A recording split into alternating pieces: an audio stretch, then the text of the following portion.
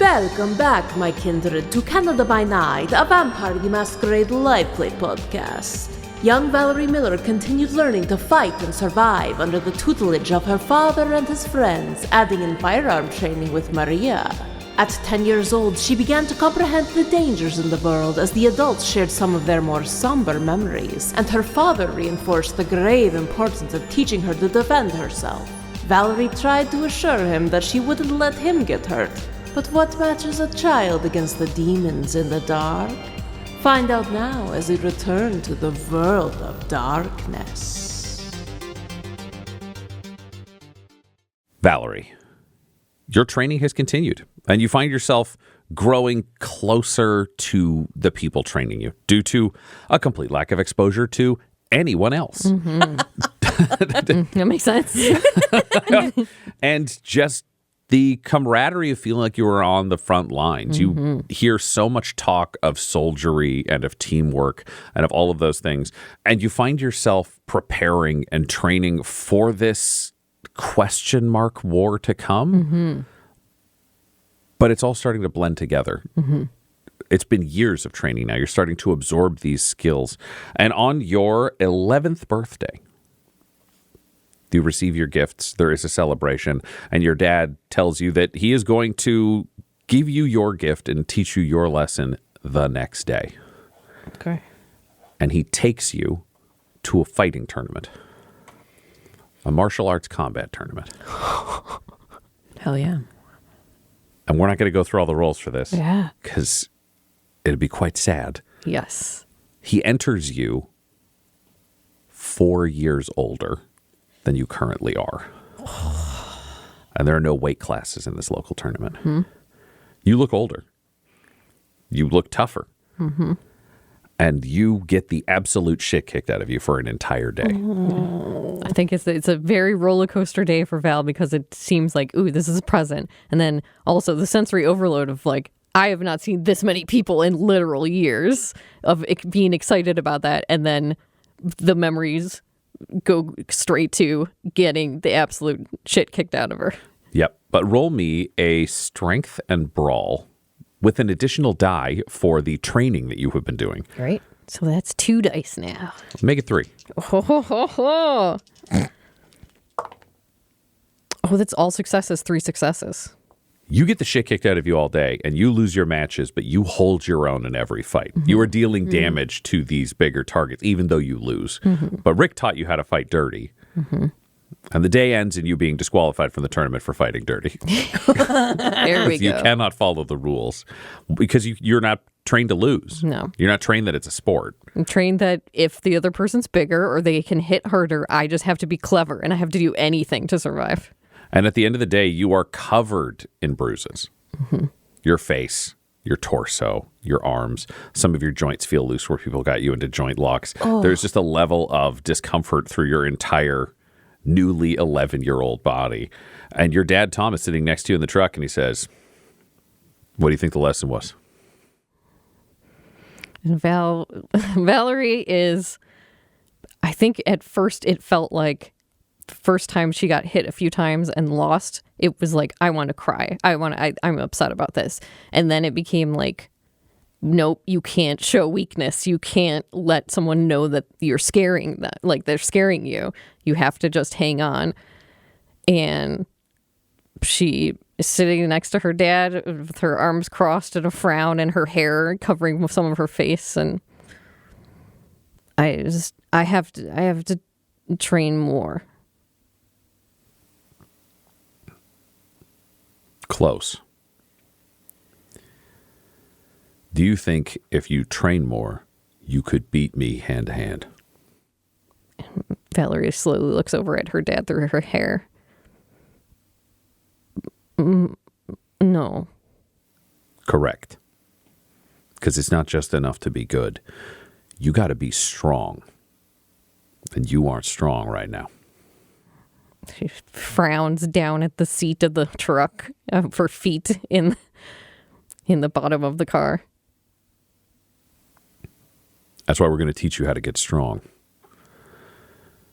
But you need to do it. Because in there, every single one of those people would have killed you. And that means the first person you go up against who's stronger than you, you're dead. And now I think it's the shaking is back of just the fear of like being comrades with these people and training and doing all that stuff and feeling like that I'm making progress. People are proud of me. And then being told like the moment you get out into the real world, you're just dead it's so scary. And it is. But when you go back to the compound, there is a new portion of your training, a new chunk of your day. At the beginning and at the end of the day, the middle is for shooting and for fighting and for running and for that general training. But now when you get up, you are going to lift weights with your dad. You are going to move weights up and down in an outdoor gym. Yeah. You're lifting every morning. You're lifting every night. You're 11. But you're seeing those gains, that kind of like young gymnast gains in terms of the ability to do that. But it's morning and night. Yeah. You're putting in a lot of time. And the thing you don't realize is it's morning and night in an outdoor gym where you're going to be wearing like, sweatpants and a tank top. That includes winter. It doesn't matter if there is 2 feet of snow on the ground. You're brushing a hand over the equipment to knock all the snow off. And you are lifting. Yeah. And it is miserable. Because I think Valerie likes being outside. She likes the outdoors, but I think she likes the freedom it feels like it has. And doing this and having to do this repetitious stationary thing feels just like punishment. She likes to run. She doesn't like to lift. Yeah. Yeah, but you're doing the work. And over the course of this year, over the course of this stretch, you're training and it's going well. You are getting stronger. You are getting faster. You are getting cleverer. And you have these brief moments of real connection with the people who are training you. What is the moment where you feel most connected with Maria? The moment that she feels most connected with Maria are the few times, because I feel like Maria is very much a hard ass. There are the few times that Maria says anything personal, like shares any sort of personal thought or feeling about anything, because otherwise it feels like Maria is the most hard-nosed. Even like you said, she doesn't even like drilling things that aren't specifically important. So anytime that Valerie can get Maria to tell her something more personal. And how do you get her to do that? What are the circumstances under which she tells you the biggest personal thing that she tells you? I think it's just because they are doing drills and doing sighting, and Valerie's like, since you don't have to think about shooting anymore when you're doing this, what do you think about? Maria, you've had so many moments of connection over time that even though you are a hardened soul, you've lost a lot of people and you're used to that. There is an innocence to Valerie that can cut through it even though it is practiced for you, and you find her innocent question and search for connection cutting through some of those layers, so you can't help but reveal something in this answer to be honest in a way that you normally aren't, because you do care about this kid. Yeah. What do I think about? You mean, she looks at her pointedly, other than what I'm doing in that moment to survive? Yeah, since, you're so good, you don't have to think about that actively, right?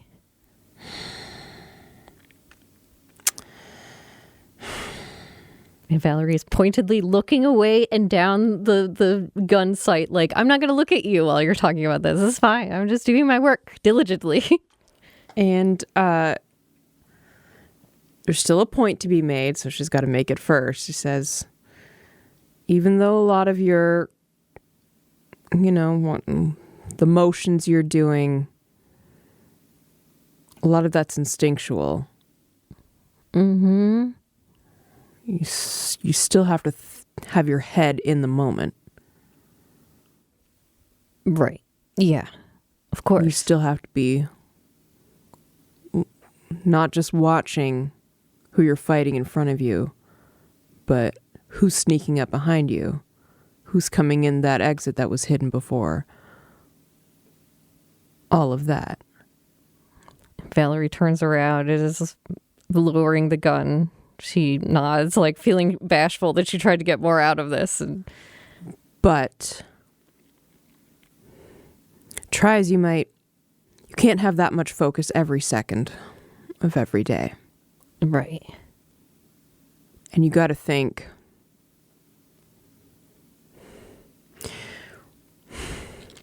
there's going to be those moments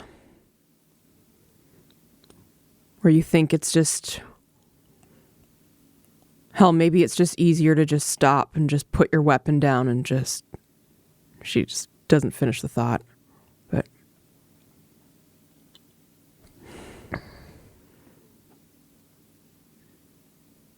in those moments when it's really, really hard, you have to think about what you're doing this all for.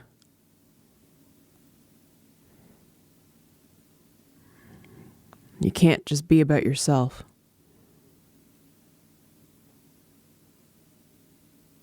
Yeah, that's why we're all together doing this, right? Yeah. And I think about Shell. Shell. Yeah, just...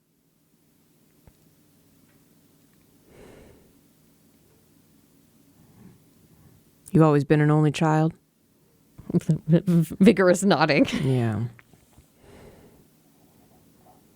So maybe you don't know what it's like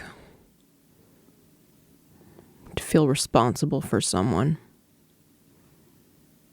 To know that every decision you make can come back to them. Maybe one day you'll know what that's like, but trying to keep her safe kept me going. And a lot of hard times. Thanks, Maria. Just know what you're fighting for, okay? Yes, ma'am. Okay. Okay. And what is the circumstance under which you have your closest emotional connection moment with Rick? With Rick, he's very strict on training. And then sometimes, during he gets a little sad. But I think the best times that Valerie likes being with Rick is when she can think of something clever or she can do something that like he doesn't expect and can get him to laugh or be a little lighter. And so I think that there is a situation where she knows that Rick is going to show up and do training, and she like hides on the roof of one of the cottage pieces and is like waiting for him to be there to be like, I will strike Rick when he least expects it. Roll me a dexterity, and I would say could be athletics, could be brawl, could be stealth. I think I'll do athletics, just finding the right exact place to stay and stay still. Great. I'm going to give you a 2-die bonus for preparation and strategy. Yes. Then, Rick, I need you to roll me. We'll do, I think, a wits and awareness. I'll make this a mental roll. 1 success. It's such a big pool, but 1 success. 1 success. This is the nature of still being 11. You are successful in your attack. Rick is Rick size. You can't quite take him to the ground, but you can take him to a knee and he can respect it. Yeah. So I think Valerie comes off from the building and just leaps down on Rick's shoulder and has the sheathed knife that Maria gave her like poised, like, oh, I could stab you in the neck. But it's very game feeling to her. But you have this 11-year-old hanging off of you. Yeah. You are picked up and thrown to the ground. And it takes the wind out of you. Uh-huh. It's not a playful throw. Yeah. But as your senses come back to you from, you do hear one of the first things you hear kind of coming back into the world is just. Yeah, got you. If you'd got me, you'd have gotten me. Well, I don't really want to hurt you. That's not gonna cut it out there. Yeah, but we're not out there. So you're here with me. I'm here with you to train you. make sure that when you're out there, you can take care of yourself and the people you care about. And Valerie gets up and wipes off her dirty knees and, well, but I care about you and Maria and Dad. And how am I supposed to take care of you?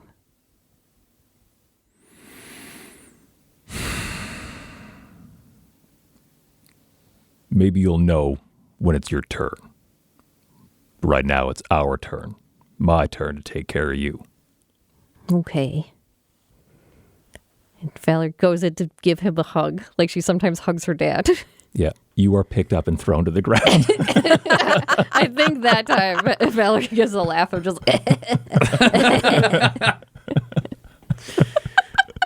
Excellent. And your training continues for that year. You are getting skilled. Mm-hmm. You are getting bigger. You are getting stronger. This is an age where you can and do get bigger. And for your birthday that year, it is a rare occurrence. You never know when people are going to be away. Mm-hmm. But Maria and Rick and your dad are all not present. Oh. So that means Grams and Grandpa come to the cabin. Mm-hmm. And you're expecting the usual. Yeah. A simple cake, maybe a gift. It's always a very good day, considering no other days are celebrated the entire year. Correct. Poor Valerie Miller is not even aware that there are holidays such as Christmas or Hanukkah. They just do not occur. It is just winter time. There are no decorations in the woods. Shoot your guns. Do bench presses on a frozen bench outside. Yeah. But Grams and Grandpa take you to a restaurant. They ask you where you want to go. What restaurant does Valerie Miller pick? I don't even know if Valerie Miller knows restaurants to be able to pick one. Would there be any you had heard about in elementary school? Are there any of those fantasy places that you can end up sticking in your head from those early years? I think it's a place that serves pizza. It's like I have heard of pizza. And your grandparents laugh because they're thinking of all of these various things that could be, all these fancy restaurants, all these elaborate places that they would assume a kid would want to go. There is one small pizzeria in the city nearby, Zappy's Pizzeria. And you find yourself in a small, family-run business. Mm-hmm. There are only 4 tables. They're all a little wobbly. They have the salt and pepper shakers. They have the napkin dispenser. And what is brought out is Valerie Miller's first pizza. Mm-hmm. What toppings did you choose on your first pizza, Valerie? Definitely mushrooms. Mm-hmm. Sausage. Mm-hmm. It's not for you, Sorry. It's for Valerie. Sure. Pepperoni. Mm-hmm. And pineapple. Question mark? What is that? What is that? Yes. I'm on board again. And you try what may be the greatest food in the history of the world for the experience of Valerie Miller. You've got the grease. You've got a nice crispy crust. You've got perfectly melted cheese and all of these ingredients. Having never experienced pineapple anywhere else. No. Which means categorically for the rest of Valerie Miller's life, pineapple is a pizza thing first and a any other thing second, which is incredible. Not that Val Miller, the vampire, may remember this because she has issues with what food is what. But discovering pineapple as a she pizza, never knew. Discovering pineapple as a pizza ingredient is maybe that does inform the rest of her assumptions about food. How did you describe it? What is it like internally to go through this? In a place where you see a family behind the counter, they're all laughing, they're joking, there are 2 people in their 50s and 3 teenagers just working away, answering the phone, chatting. People are wandering in and out. There's a bell that rings on the door every time it opens and shuts. The other tables, there's an elderly couple, and there's a family with a baby that is just making so much noise, crying, alternating between crying periods and then laughing and bubbly and just really enjoying it and looking around and seeing you at the other table. Yeah, I think it starts off as just like, this is a magical dream. And the pizza and the smells, the food smells are just incredible. And the warmth of it and being with her grandparents, because it's like Valerie Miller has eaten a lot of cold baked beans from a can. Like it's a completely different experience, and even like nice silverware that doesn't all mismatched and like half broken. But then as it's like, if there's people moving there, there's people moving, there's sounds, it's like, then it's starting to become like the dream that turns into a nightmare of like, I have to watch my six. There are so many noises. There are so many people moving about that I don't know their intentions, that it's like trying to enjoy and eat the pizza, but a very harried little girl. Can you roll me a composure and streetwise? Okay, so that would be 1 dice for me now. Add 3 dice to the pool between your experiences and your training. Okay. It's just 1 success. You get to eat the pizza, you get to the end, but you are overwhelmed quickly. And you find yourself instinctively drawing the knife that you hide inside your coat. And your grandparents spot it. And Grandpa's like, all right, we need to go. And he just kind of leads you outside hurriedly while Graham settles the bill. He says, what are you doing with that knife? And she's zipping back her coat up. And honestly, leaving the space feels better. Being outside where is far preferable. And she just is looking down at her feet and shrugs. Why do you have a knife? And it's just cold silence, because it's like, I can't tell them the truth of what is going on, but also I don't want to lie. So it's just like the dead nothing, giving nothing up. What's happening, Valerie? Something's wrong. And she stands and shakes her head. Something going on at school? Is something going on with your friends? Are you falling in with the wrong crowd? She's like getting the shakes again and like wiping her eyes, and I just want to go home. Are you on drugs? It's a quizzical expression in retaliation to that. Are you praying? Grandpa, praying's not real. Who told you that? It's just not. It's just a lie. Who told you that? Another shrug of like, I ain't ratting Dad out. Give me the knife. No. What do you mean, no? No. You're going to betray the Lord who loves you. You're going to betray God. You're going to turn away from God and turn towards a knife. You can't betray God because it's not real. Valerie, I don't know what's happened with you. I don't know who I am talking to. But if you refuse to believe in God and you carry a weapon, you are not getting back in my car. Valerie does a slow nod. Okay.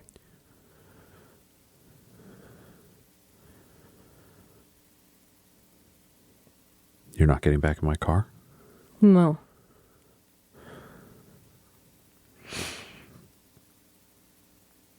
Well, I guess if you're 12, you're old enough to make that decision. And your grandpa goes and finds your Grams and brings her out. And they both get in the car.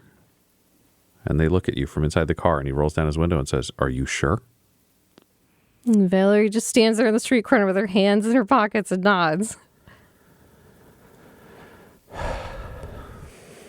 I hope you find God, because he loves you, even though you make it very hard. And they pull away. She has no response. Just like, I'm team Dad. I keep my secrets. That's how to be good. That's how to protect everyone. And it takes you hours to get home. Walk. Are you the kind of person who would walk? Would you run? You do have the physical capacity to run for a very long time. Would you hitchhike? What's your process of getting home? At this point, can you roll me a wits and drive and add 3 dice to your pool? Okay. 1 for each of your instructors who teach you to do shady things. Yeah. 2 successes. 2 successes. You can hotwire Ford trucks that are similar to your dad's. You're not a master of all vehicles, but would you hitchhike, steal a car, make your way back? Steal a truck, make your way back? I think that even though she has that knowledge, it feels too big of a thing to do without part of her crew, part of the group of people. So I think it's a lot of walking determinedly, and anytime anyone looks at her, even if they're just looking at her askance, run. And then run and hide. And then wait, and then walk until someone else sees, and then run. So it's like 50-50 running and walking. She's exhausted, and especially like for a girl who's never eaten pizza, probably feels pretty sick. To her stomach Yeah, you don't have time to eventually. get a lot of pizza. Yeah, I know. Nobody eats a little bit of pizza, so we understand that. Everyone around this table knows how she's feeling having to walk quickly after a pizza. Yeah, God. and I think the only thing that she would do that would be shady is if she found a convenience place or a food place, she would try to get a drink, because walking all of that way without anything to drink is hard. Great. Can you roll me a dexterity and larceny? Mm-hmm. Add 3 dice to the pool. Okay. Oh my gosh, that one's not even. Okay, so 4 dice and 0 successes. Choking at doing this. You look at these places and you know you can't pull it off. Mm-hmm. You stand out too much. They seem to be neighborhood places. They're small. Drinks are near the register. They've got the mirrors in the ceiling. You have a bunch of training that's very applicable to this moment. It all just tells you, do not do this here, or you will be caught immediately. Mm-hmm. And the people behind the counters look pretty big. Yeah. Then no, she's going to try as fast as she can to get to the woods, and then try to find something in the woods like a stream in the woods to drink. And you drink from a stream. An American-made government stream. As far as you know, a river provided by the government according to the lies of the government. Because this stream was not provided by the government. Exactly. You make your way through the woods, and you make your way home, and it takes you hours and hours and hours, more than a day, for you to make the travel. Because this is a long way from society. Mm-hmm. Oh my God. And you arrive back at the cabin and you spend a day alone.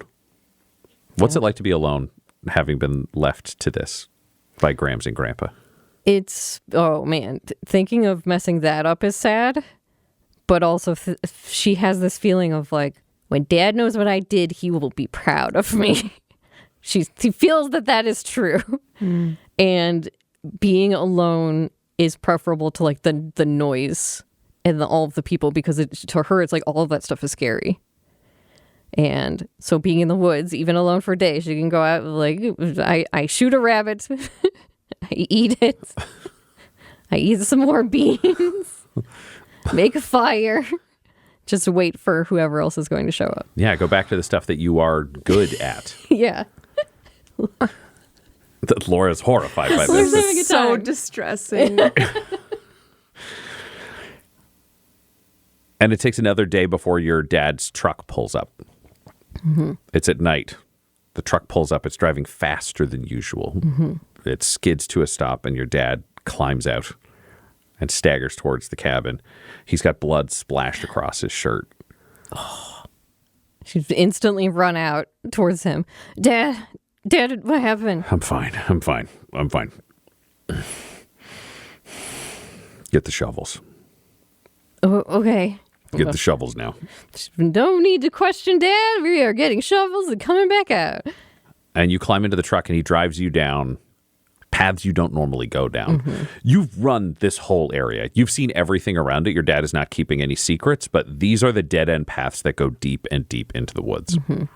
And he's hurtling down them until he gets to the end of one of these dead-end spots where there's a small clearing. And he takes the truck over the clearing to the very edge of the woods. He says, you got to dig a hole. How big? Big. Deep. As much as you can. Oh, okay, Dad. Are you hurt? No. And yes. Dig now? Dig. Okay. Then she goes to start digging a hole. And you start digging. All right. Roll me a strength and athletics. Okay. Fuck. What's your die pool right now? 3. Add 2 more.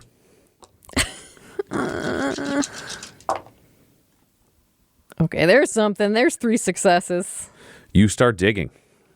And you are digging as hard as you can. And your dad is climbing down with another shovel to dig alongside you. And the two of you are working silently, but your dad has a feverish determination about him. He is sweating. He is stressed. He is shaking. He is digging this hole. You can feel the roiling emotions inside him as though they're coming off of him in a wave, in a way that kids who have lived in houses with an unpredictable parent can completely read everything.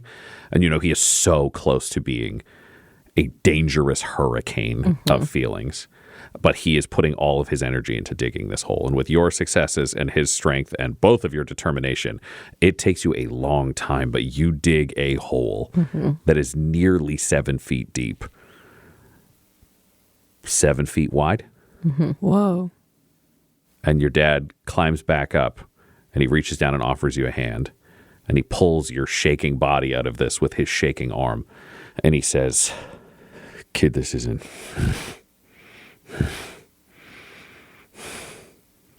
You're learning a different lesson this year." Okay. And he takes you over to the truck bed and he flips back the tarp cover that he uses. And inside you see a sight that you will never be able to forget, because you see the dead bodies of Rick and Maria. Maria's left arm has been separated from her body. Her throat has been torn out.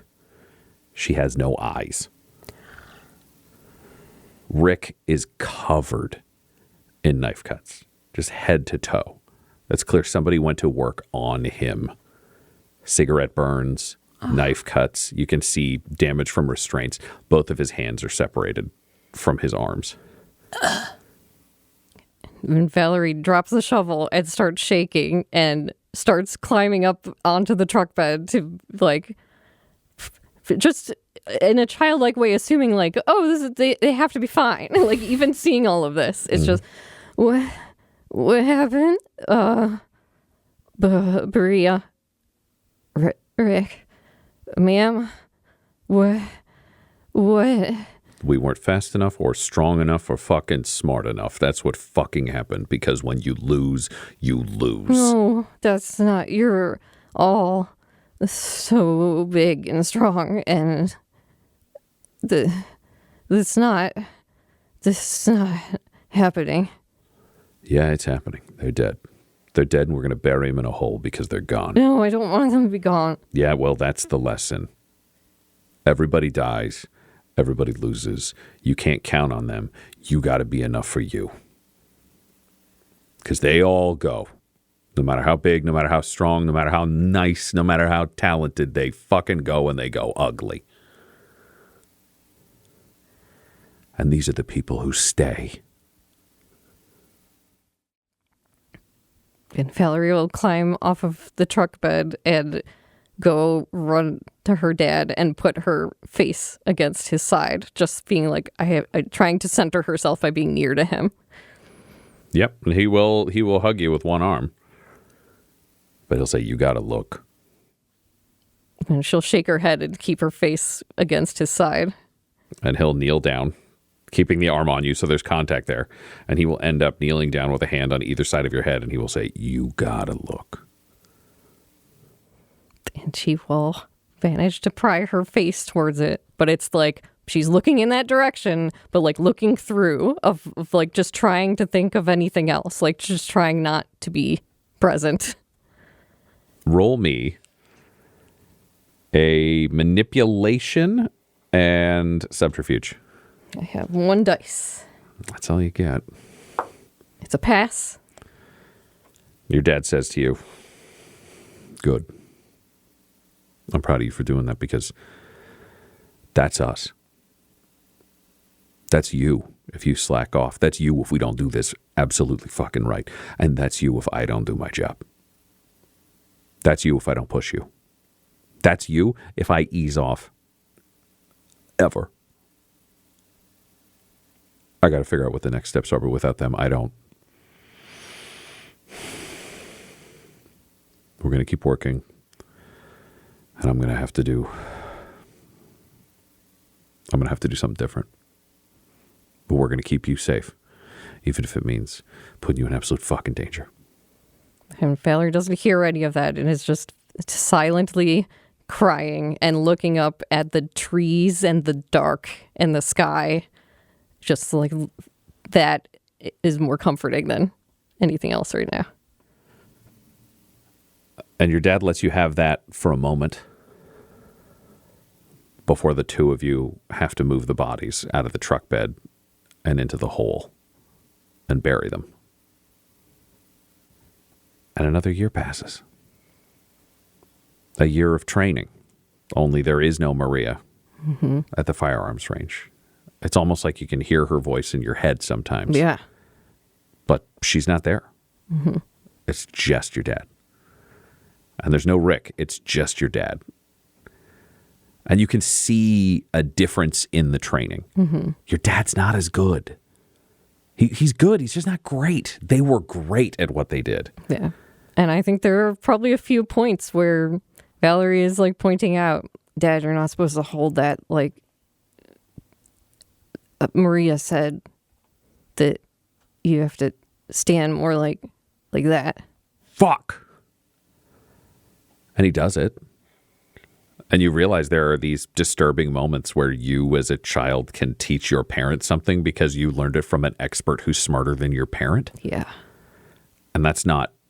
That's scary. Yeah, that's not a comforting thought. No. And there are moments, and there are full evenings where your dad connects with you. He brings out a chessboard and he teaches you chess this year. He starts with checkers, as most people do, but he works his way up to chess. And you realize there are nights where you just get to play games with your dad, and he's fun and he's happy, but you see that there are these haunted moments behind his eyes. And you realize with the nightmares that you've had since that night, and with the moments where the images come back to you even though you don't want them to, where you stand there shaking. Yeah.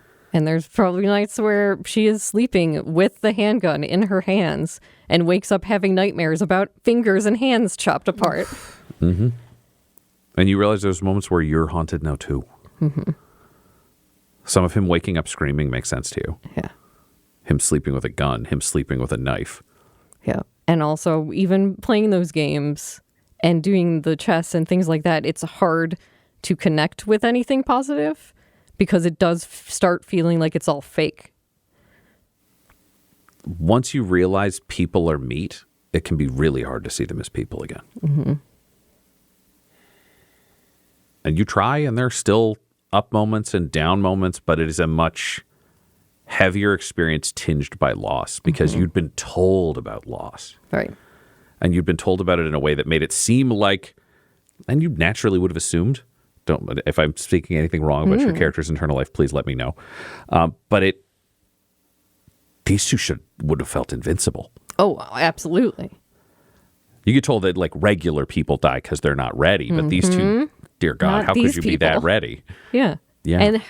And then it's even like Dad never talks about it and Valerie's not going to ask, but like, what the fuck happened? Is Valerie not going to ask? Would she ask? I think maybe a long time after, maybe when he's in really good mood, she would try to ask. All right. What's the situation? I think it's probably is one of those, they were playing chess. He seemed very even keel the whole day. He's having an evening where he's not even drinking. He's just hanging out by the fire. Seems in a pretty good mood. So Valerie would sit across from him in mismatched chairs by the fire. Dad? Yeah. He's focused on the board, just planning his next move because you're pretty good at this. Can I ask you something? Sure. We talk a lot about fighting and being better than the stuff out there. What happened to Rick and Maria? Then he goes silent for a long moment. Valerie's like tensed in this silence of like, I can never predict what he's going to do or how he's going to react. And it feels like that tense feeling in your chest. Let's roll for Dad.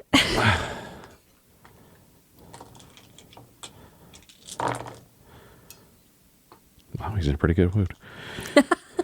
The role suggests he has more self-control than he might otherwise have under these circumstances.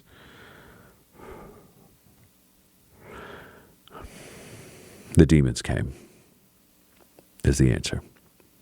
Sometimes you can be ready and enough, if you're sharp enough, if you're fast enough, if you've got the weapons with you, if you're making that happen. Sometimes you don't, because they are very fast and they are very strong and there are very many of them. And if you are absolutely not ready, you go like Rick. You go handcuffed to a chair where they punish you for everything you ever did to the devil. You want to fight demons, demons want to fight you, and they fight dirty and they fight ugly and they fight fucking grotesque. And then there are people who are ready. Maria was ready. I don't know how many she took with her, but she had a gun close by, and that's why she died. The corpse looked bad, but she died less ugly. That arm came off, that throat came out. They got mad, but she went down fast. I just wasn't there. I found Rick after. Then I went to Maria, and I found Maria after, and then I drove home, and I thought they'd have got you. Because if they found this fucking place, they'd have got you. And then I had to check Gramps and Grandpa. I had to go check those people, make sure that they're fucking fine.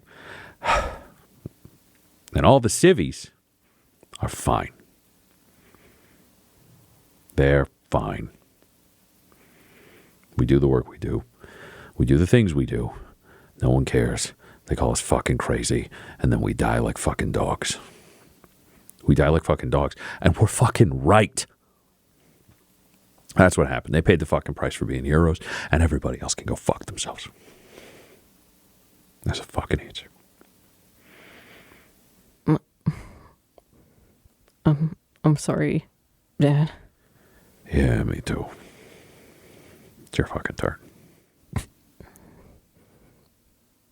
She will nod and shakily move a piece. And you both play a very bad chess game strategically. It's awful from that point forwards, but you play through. And that's your year. You have your growth spurt. Yeah. It's weird to look at your dad being the exact same height as you. Dad is nuts. Yeah. Because that's 12. 12 is many, many times girls grow faster, and all of a sudden they tower over everybody else. And it turns out you would have been one of the taller girls in your class. You could have kicked the shit out of Sally if she was still giving you trouble now. Might have been able to beat up Mikey because, I mean, you're pretty hardcore at this point. Yeah. But you find yourself bigger. Yeah. Stronger than you ever thought you'd be. Yeah. But obviously from that conversation, civilians isn't what Valerie and her dad are worried about. There's something worse out there. Correct. And you go through these periods of connection and disconnection and distance, and the dreams stay. Mm-hmm. They don't go away. It's not like you're going to therapy or dealing with medication or having anything to help you treat this. Instead, you just remain in a combat zone for eternity, ready for a war to start at any given moment. Then it's your 13th birthday. Your dad's been weird leading up to this day. Yeah. And he gives you the day off from training. I think Valerie's like, what do I do? And he takes you fishing. And you go hunting. Well, yeah, that stuff's fun. That being out and away from all of those things and having a wide breadth of area to move in, Valerie appreciates. And you're armed the whole time. Yeah. You've got your knife. Mm-hmm. You've got a handgun. There are pistols that are stowed in the canoe. There's a rifle under the seat where you are. I know where they all are. Very ready for that to happen. Yep. You help load this stuff. Mm-hmm. There's no such thing as a fun day where you travel without an arsenal of weapons and other things with you. And you make your way back. And you have dinner. Mm-hmm. And there's a cake, and your dad has a strange tension about him. And you have cake. Cake is good. And the sun goes down. Mm-hmm. And your dad says, this is one of the best days of my life. Valerie does. Thanks, Dad. Me too. Yeah. Which is why this next part's going to be really hard. What are we going to do? Here's the thing, Valerie. I love you, and I've always loved you, and I got to keep you safe, but I don't have people who are good enough to be able to teach you anymore. And you already know all the stuff I can teach you in terms of training, which means the one thing left is to make things real. Real. And he reaches to his hip and slips out his 8-inch combat knife and rests the hand on the table. I don't know if I taught you any of the right things, but what I do know is the devils are real. Yeah. They got Rick and Maria. Yeah. And the times that they make you feel safe, the times that you feel safe, that's when they get you. And right now you feel safe when you're with me. Yeah, because we'll protect each other. Yeah, well, the devil's taught me that lesson. And you know who I couldn't trust? The devil. The protector I had killed everybody I liked. You feel safe around me, so you got to get used to the real world situation of you will not have me. I could come back and be the fucking problem. So I got this knife in my hand right here, and it's nighttime. Yeah, what's that mean? I'm going to be your dad when the sun is up. And at night, I'm going to be the devil. And if I catch you, I'm going to hurt you. And if I catch you and you're lazy, I'm going to kill you. And this is not a fucking game. Dad, no, that's... You have 5 minutes to run. We're playing this game every night. Dad, that's not... I don't need that. That's... We can talk about... We can protect each other. When have you been in danger, Valerie? You tell me. When was the devil at the door for you? This is pure fucking theory for you. You see this knife? Yeah. See this blade? You know how sharp it is. You sharpen this blade. Do you want me to cut you, Valerie? No. You have 4 minutes, Valerie. You have a 4-minute head start before I hunt you all night. Valerie's going to try and put her hand on top of his hand on the knife of like, come on, Dad, don't. It's okay. We don't have to do this. All right, roll me. Fuck! A manipulation, or actually, do you know what? I will give you any social or mental attribute you would argue, and persuasion. This was a conversation I wanted to have as Rick with Thomas. Oh. Yeah. Yeah. This is very cool how this is playing out. Yeah. Oh, cool. Good. Yeah. I'll talk about it later, but this is really cool. Yeah. Okay, I think it's wits because I don't have any other specific skills. Okay. So this would be wits and gut persuasion. Check. Yeah, it's a gut check. And have a bonus die because you are his daughter. We'll hear that. I was gonna say, we'll hear that Rick conversation on our Patreon. Patreon.com/die. It's just one success. One success. You feel him move to grab your hand and stop himself. And you realize he just stopped himself from hurting you for touching him. Dad, come on. 3 minutes. Dad. This only works if it's real. This only works if you're scared. This only works if you're going to pay a fucking price. You scare me enough already, okay? Dad, don't do this. That hurt more than it should have, which means we're too fucking close. You got to go. You got to go or I'm taking a finger. 2 minutes. Fine, Dad. And Valerie's like, okay, whatever. I guess I'll go climb a tree and hide. I don't know. What is this? What is this now? But it seems like he's not going to back down. And maybe she's like, I'll just wait it out. I'll just find a place and I'll wait it out. And he will be fine. He will calm. Whatever this is happening will pass. If you leave without weapons, you're making a mistake. And Val just stops on the way out and grabs a handgun and a knife that is underneath one of the tables. And just without saying anything else is off into the night and finding a tree to climb. I'm like, fuck, whatever. And you are off into the night. And you climb a tree? Yeah. You can do that. I'm not going to make you roll. You're very good at climbing trees. And I've got a knife to help. Yeah. And you see from up in this tree, because the moon is bright this night, your dad come out of the house and your dad starts searching. And you realize, by the way he's moving, this is not hide and seek. Mm-hmm. You've seen this level of focus. It's a level of focus he has when he changes the magazine, when he cleans his weapons, when he's tactically laying out a situation, when he's instructing you in something. He's hunting you. Mm-hmm. Not for sport, not fucking around. He is laser pointed hunting you. And you realize he's found your tracks already in the distance. And he is making his way towards you. If you don't get out of this tree and come up with another plan, he will find you in this tree and you see he is carrying his rifle. This episode of Canada by Night features the voices of Tyler Hewitt, Del Borovic, and Laura Hamstra, alongside storyteller Ryan LaPlante. This episode was edited and mixed by Laura Hamstra. Canada by Night's artwork was created by Del Borovic at delborovic.com. That's DELBOROVIC.com. And our ad breaks use the tracks No Control and Cheaps by Jazzar, JAHZZAR. All of their music is available at freemusicarchive.org. Canada by Night is a spin-off of the Dum Dums and Dice series Blood and Syrup. If you want to hear about what happened to Everett before he came to New Haven, look for Blood and Syrup anywhere podcasts can be found. For all things Dum Dums and Dice, including merchandise and how to join our Patreon, you can visit dumdumdice.com or find us on social media at dumdumdice. That's DUMBDICE. Sleep well, my kindred. Sleep well in this world of darkness.